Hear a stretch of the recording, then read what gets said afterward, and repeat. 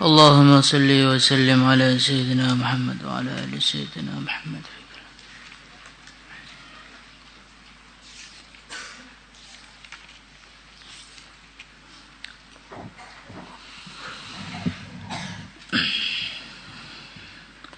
Al-Hujurat ayat 6.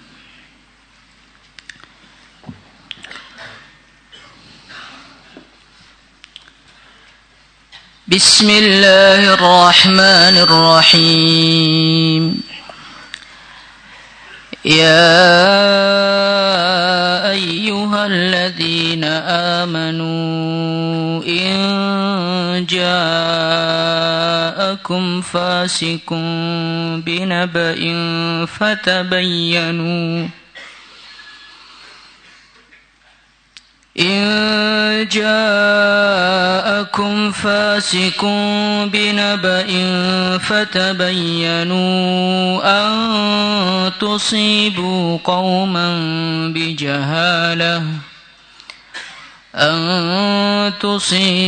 قوما بجهالة فتصبحوا على ما فعلتم نادمين واعلموا أن فيكم رسول الله لو يطيعكم في كثير من الأمر لعنتم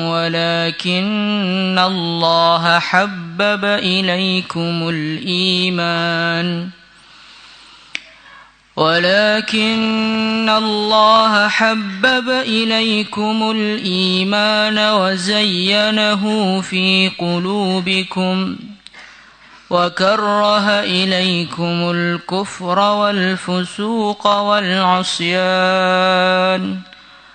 أولئك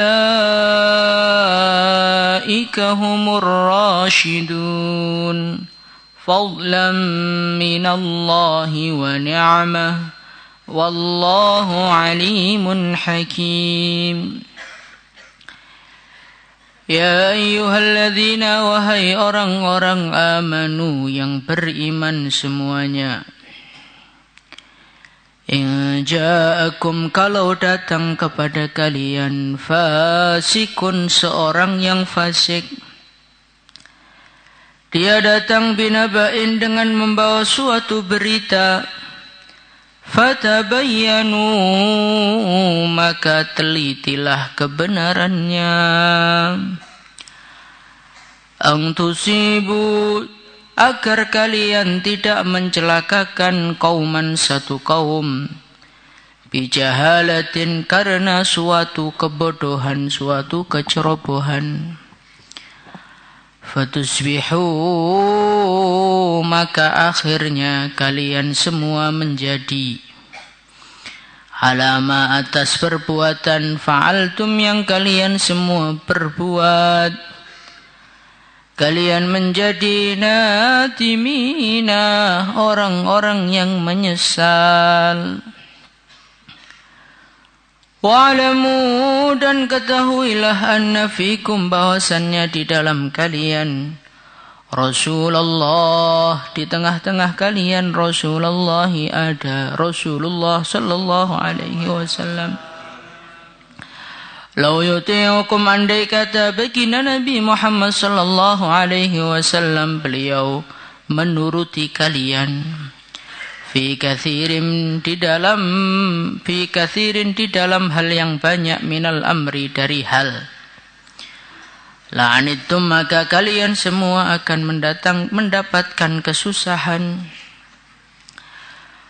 Walakin Allah tetapi Allah habbaba Allah telah menumbuhkan rasa cinta ilaikum kepada kalian semua al-imana terhadap iman. Wazayyanahu dan Allah subhanahu wa ta'ala menghiasi iman tersebut fi qulubikum di dalam hati-hati kalian. Wa karraha dan Allah menumbuhkan rasa benci ilaikum kepada kalian semua. Al-kufra, benci kepada kekafiran, wal fusuqa, dan kefasikan, wal asyana, dan kedurhakaan. Ulaika, mereka itulah orang-orang yang cinta kepada iman dan benci kepada kekufuran. Humur rasyidun, adalah orang-orang yang mengikuti jalan yang lurus. Fadlan, sebagai anugerah minallahi, dari Allah. Wa ni'mah, dan sebagai kenikmatan. Wallahu, dan Allah, alimun, zat yang maha mengetahui, hakimun, dan maha bijaksana. Allah subhanahu wa ta'ala berfirman, Ya ayyuhalladzina amanu in ja'akum fasikum binaba'in fatabayyanu. Allah subhanahu wa ta'ala berfirman, hai orang-orang yang beriman, kalau ada orang fasik datang kepadamu membawa satu berita, berita yang mengejutkan, berita yang menghebohkan, berita apapun aja, fatabayyanu, maka hendaknya kalian semua telitilah berita tersebut. Jangan langsung diterima. Ang tusibu qauman bijahalah, supaya kalian semua ini tidak mencelakakan suatu kaum berdasarkan berita yang kalian terima dari orang fasik tersebut. Bijahalatin, karena suatu kebodohan, suatu kecerobohan. Fatusbihu ala ma fa'altum nadimin, akhirnya kalian semua setelah tahu tindakannya salah, setelah tahu beritanya salah, setelah tahu kenyataannya berbeda dengan apa yang diceritakan, akhirnya kalian menyesal dengan perbuatan kalian. Ini firman Allah subhanahu wa ta'ala, nasihat Allah subhanahu wa ta'ala kepada kita semua. Nasihat yang sangat-sangat penting, terutama untuk kita manusia-manusia yang hidup di zaman media sosial. Zaman di mana berita beredar di mana-mana. Zaman di mana semua manusia mendadak menjadi tukang sharing berita. Maka di dalam menghadapi keadaan yang seperti ini, Allah berpesan, in ja'akum fasikum binaba. Kalau ada suatu berita datang kepadamu, apalagi berita tersebut yang membawa orang fasik, yang membawa orang-orang yang berani bermaksiat kepada Allah, berani melanggar aturan-aturan Allah, berani melanggar larangan-larangan Allah, fatabayyanu, maka sikapmu diteliti dulu. Jangan lihat status orang, copy paste, langsung share. Karena apa? Karena kita ini adalah seorang manusia. Kenapa kita diperlukan suatu ketelitian? Karena kita ini adalah seorang manusia. Manusia itu apa? Manusia ini adalah sesosok makhluk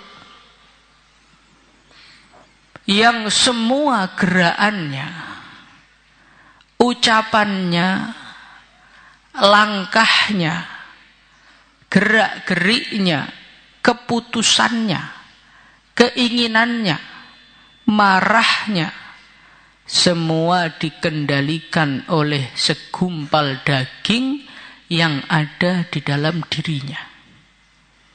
Apa itu namanya? Apa itu? Hati. Jadi kita ini adalah sesosok makhluk yang gerakannya, tindakannya, ucapannya, langkah-langkahnya, keputusannya, keinginannya, menolaknya, semua berdasarkan dari hati. Ini yang saya katakan adalah afal-afal ikhtiari, tindakan-tindakan yang ikhtiar, ini semua sumbernya dari hati seorang manusia. Dan hati itu di dalam memutuskan, di dalam menginginkan atau menolak suatu tawaran, itu tergantung dari laporan data yang disetorkan otak kepadanya. Dan data dari otak manusia ini bersumber dari panca inderanya, terutama dari mata dan telinganya. Seorang yang tidak mendapatkan suatu informasi dari mata dan telinga, maka otak nggak bekerja, otak nggak bekerja, hati tidak memutuskan. Contoh, orang yang tinggal di tengah-tengah hutan, Papua katakanlah, atau tinggal di tengah-tengah hutan Kalimantan, kira-kira mereka itu pengen nggak main game, selfie, mempunyai Instagram, itu pengen nggak? Sama sekali mereka tidak ingin. Kenapa mereka tidak ingin? Karena data mengenai keberadaan makhluk satu itu tidak ada di dalam, tidak masuk kepada mata dan telinganya. Akhirnya otak tidak menyimpulkan, hati tidak menginginkan. Jadi manusia ini adalah makhluk yang semua tindakannya dari hati, hati dari otak, otak dari informasi. Makanya supaya langkah-langkah kita, tindakan-tindakan kita, gerakan kita, ucapan kita, cintanya kita, marahnya kita, tidak salah. Tidak kepada perkara yang tidak tepat, maka perkara yang terpenting, jagalah informasi yang masuk dari matamu dan telingamu. Dengan cara apa? Dengan cara fatabayyanu. Dengan cara setiap ada berita, setiap ada info, disaring dulu.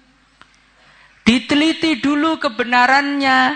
Ini benar memang seperti itu apa tidak? Kenyataannya bagaimana? Jangan kita menjadi orang yang menyimpulkan suatu perkara sebelum meneliti kebenarannya.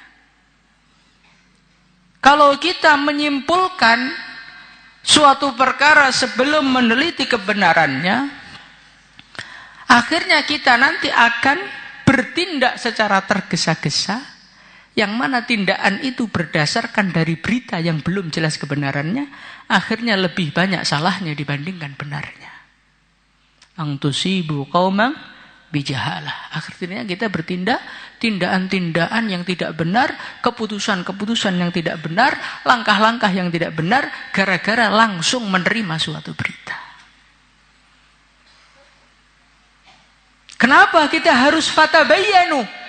Kenapa kita harus meneliti-neliti suatu berita kalau ada berita masuk di telinga kita? Karena ada manusia-manusia yang memang sudah busuk hatinya. Perhatikan. Ada manusia-manusia yang sudah busuk hatinya. Yang dia hanya ingin menimbulkan kerusakan di dunia. Sehingga orang-orang seperti ini sangat suka menimbulkan, membuat berita-berita secara sengaja supaya terjadi kekacauan di tengah-tengah kita. Jadi memang ada makhluk-makhluk yang Allah Subhanahu wa taala ciptakan untuk bikin kerusakan di dunia, itu ada. Sukanya bikin berita hoax, bikin berita karangan, ditambah-tambah, dipotong sana, potong sini, sambung sana, sambung sini. Jadi seakan-akan pelakunya memang mengatakan hal yang seperti itu, padahal dia tidak mengatakan. Supaya apa? Supaya menimbulkan kekacauan. Dan memang kekacauan itulah yang dia inginkan. Maka ini hati-hati. Orang yang punya HP itu hati-hati. Karena memang barang itulah diciptakan oleh Allah untuk membuat kekacauan di alam semesta ini. Setiap apa di-share, potong. Nanti ada orang pasang foto, fotomu nggak dipasang, langsung dikirim ke kamu, "Hei Fulan, kamu sekarang ini sudah dikeluarkan dari grup mereka. Buktinya fotomu sudah nggak dipajang bareng dengan mereka. Mereka itu adalah orang-orang yang benci dengan kamu." Ya hanya ingin merusak umat saja, ingin memecah belah umat saja. Itu ada manusia-manusia yang jenisnya seperti itu. Memang nawa itu, ifsad itu memang sengaja. Saya berniat dari hati yang paling tulus untuk membuat kerusakan itu ada. Loh, jangan kaget. Memang Allah sudah berfirman dalam Al-Quran, "Wa kadzalika ja'alna likulli nabiyyin aduwa syayatinal ins." Allah akan menciptakan musuh-musuh untuk para nabi, para rasul, dan tentunya untuk pengikutnya juga. Syayatinal ins, setan berwujud manusia. Jadi setan tuh nggak harus mengerikan, nggak tampak, enggak. Setan tuh bisa juga dia duduk di samping kita, ngopinya bareng kita, jalan-jalannya bareng kita, kalau perlu ngajinya bareng juga bisa. Gitu. Makanya fatabayanu, diteliti. Terutama apabila berita-berita tersebut adalah berita-berita yang disampaikan kepada kita mengenai orang lain.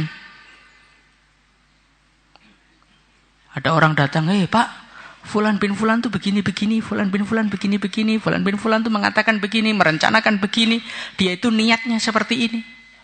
Berita-berita yang mengenai orang lain, fatabayanu, cek dulu.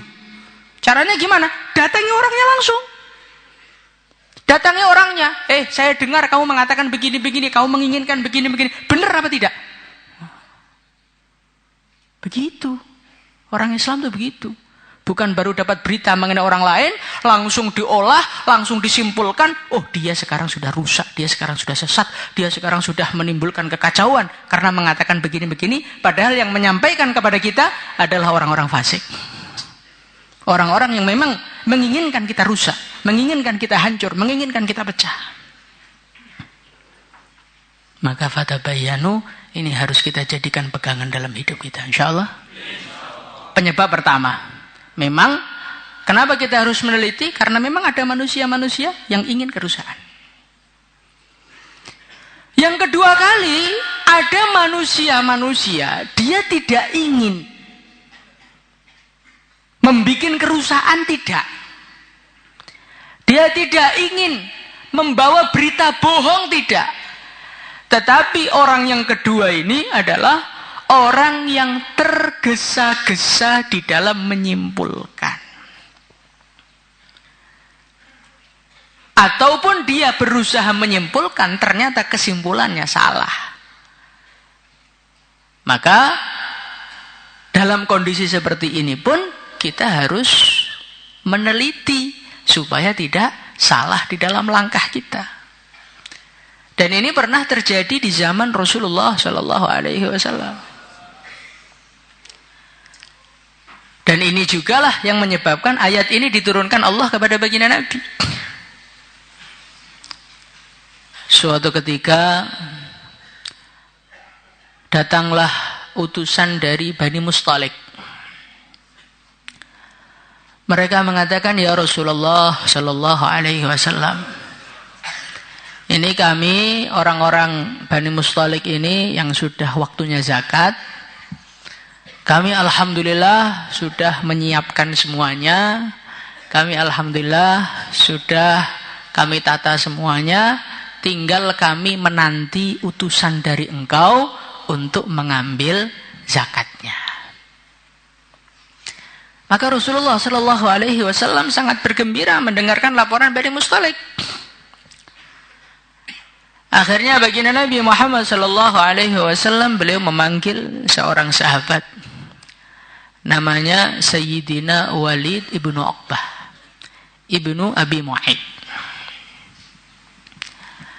"Hai Uqbah, berangkatlah kamu ke Bani Mustalik. Sampai sana mereka sudah menyiapkan zakat. Kamu ambil zakatnya, nanti kamu bawa ke sini." Maka berangkatlah Sayyidina Walid ibnu Uqbah radhiyallahu anhu berangkat menuju Bani Mustalik. Mendengar utusan Rasulullah sallallahu alaihi wasallam mau datang, maka orang-orang Bani Mustalik betul-betul gembira. Wah, ini utusan Nabi mau datang, kita harus sambut sebaik-baiknya. Saking semangatnya mereka menyambut, mereka kumpulkan orang banyak, mereka menyambut di luar daerahnya Bani Mustalik. Membawa kudanya, membawa pedangnya, mau menyambut. Lah ketika Sayyidina Walid ibnu Uqbah mendekati mereka, loh, ini Bani Mustalik kok mau diminta zakatnya kok malah bawa pedang, ini bagaimana? Apa mereka mau membunuh saya? Maka Sayyidina Uqbah ini belum sempat bertanya, belum sempat tabayun, sudah menyimpulkan duluan. Wah, ini mesti mereka ini mau menghabisi saya ini. Karena memang dulu sebelum Islam ada masalah antara Bani Mustalik dengan Sayyidina Walid ibnu Uqbah ini. Maka Walid langsung lari, beliau buru-buru laporan sama Rasulullah sallallahu alaihi wasallam, ya Rasulullah, ini orang-orang Bani Mustalik ini sudah murtad semuanya ya Rasulullah. Mereka ini sudah nggak mau ditarik zakat tuh, nggak mau. Lu kok iso? Lah saya datang baik-baik, mereka malah keluar semua bawa pedang, bawa kudanya, mau membunuh saya sepertinya ini. Maka Rasulullah sallallahu alaihi wasallam, beliau fi riwayatin dalam Ruhul Bayan diceritakan, beliau memanggil Sayyidina Khalid bin Walid. Lid, kamu pergi ke Bani Mustalik diam-diam ya, kamu cek keadaan mereka itu sebetulnya bagaimana. Katanya murtad, katanya sudah nggak mau bayar zakat, ini bener apa enggak ini? Maka Sayyidina Khalid bin Walid beliau datang ke sana, beliau diam-diam sampai sana maghrib, dengar azan. Loh, jadi ini murtad kok azan? Maka beliau melihat kehidupannya orang situ, amal agama, azan masjidnya juga full, nggak ada terlambat-terlambat, absen sholat juga nggak ada. Nah, sahabat kok ya nggak kayak kita. Maka Sayyidina Khalid ini tanya, kalian infonya nggak mau bayar zakat tuh bener apa enggak? Loh, kok bisa punya kesimpulan begitu? Bagaimana Sayyidina Khalid? Nah, kemarin itu utusan Rasulullah Shallallahu Alaihi Wasallam datang ke sini, katanya mau kamu perangi. Loh, justru kami itu mau menyambut besar-besaran. Akhirnya dengan ketelitian Rasulullah Shallallahu Alaihi Wasallam lah, akhirnya tidak terjadi masalah apa-apa. Ya. Jadi terkadang kan orang tuh nggak niat bohong kan, tapi karena belum bertanya sudah menyimpulkan. Setelah menyimpulkan dikabarkan, akhirnya timbul suatu masalah. Nah inilah yang terjadi kebanyakan di kalangan umat Islam seperti ini. Nggak niat bohong sebetulnya dia itu. Ya nggak niat bikin kerusakan. Cuman kesimpulannya salah gitu. Dan ini banyak terjadi terutama di kalangan wanita. Wanita ini makhluk yang ahli menyimpulkan. Ketemu temannya diam, kan namanya orang diam kan mungkin karena dia nggak lihat, mungkin karena dia lagi sibuk, mungkin karena lagi kebanyakan utang. Langsung disimpulkan, fulanah itu sekarang udah sombong dia.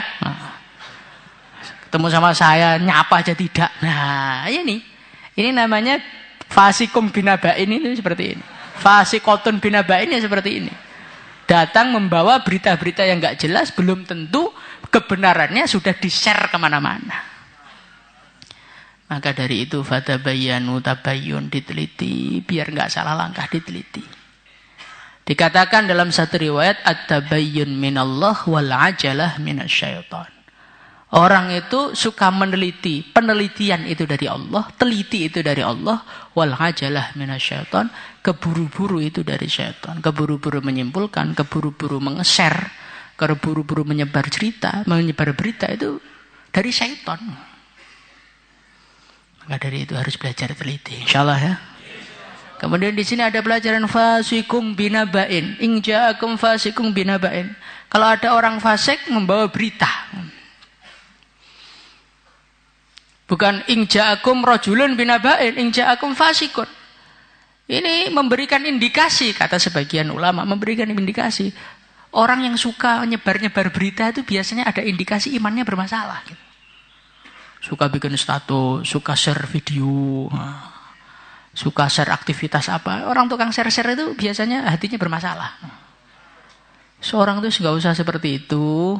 Nanti bisa salah kata, bisa salah apa. Wis, sing penting nglakoni agama sing normal-normal ae, nggak usah jadi tukang share. Nanti kalau jadi tukang share, nanti dikhawatirkan kita masuk di dalam golongan orang-orang yang diceritakan di sini, akhirnya kita termasuk fasik, kan repot. Maka jadilah orang yang berhati-hati, karena ini zaman yang akhir, manusia gampang mudah percaya dengan omongan tanpa meneliti terlebih dahulu. Maka kalau kita ini mengeser-ngeser itu yang hati-hati. Nanti dikhawatirkan jangan-jangan gara-gara kita umat menjadi tengkar semuanya. Jangan-jangan gara-gara kita kerusakan di mana-mana. Insyaallah. Salatullah